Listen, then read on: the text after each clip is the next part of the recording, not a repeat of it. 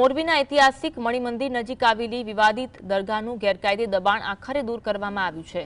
તંત્ર દ્વારા લગભગ 10 કલાકની ભારે જહેમત બાદ આ કામગીરી પૂર્ણ કરાઈ હતી। કાયદો અને વ્યવસ્થા જળવાઈ રહે તે માટે 8 ડીવાયએસપી સહિત 700 પોલીસ જવાનોનો લોખંડી બંદોબસ્ત ગોઠવવામાં આવ્યો હતો। ઓપરેશન દરમિયાન સલામતીના ભાગરૂપે મોરબીનો બેઠો પુલ પણ બંધ રખાયો હતો।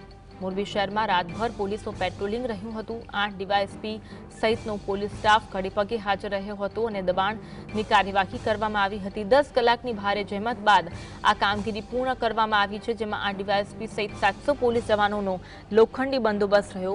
ઓપરેશન દરમિયાન સલામતીના ભાગરૂપે બેઠો પુલ પણ બંધ કરાયો હતો।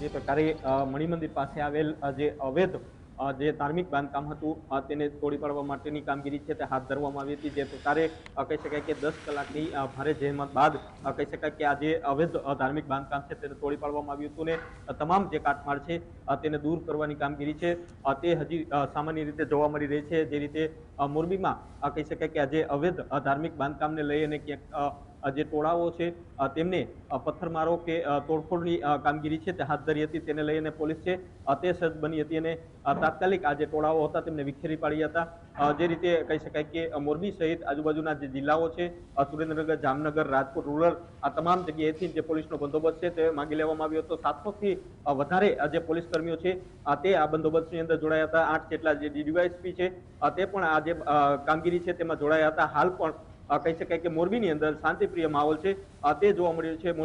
મોડી રાત્રે જે જિલ્લા પોલીસ વડા છે મુકેશ પટેલ તેમને પણ પ્રેસ બ્રીફિંગ છે તે કર્યું હતું ને ત્યારે પણ કહ્યું હતું કે કોઈ પણ પરિસ્થિતિ આવશે તો તેમને પહોંચી વળવા માટે પોલીસ છે તે સજ્જ જોવા મળી રહી છે। રવિ સાણંદિયા,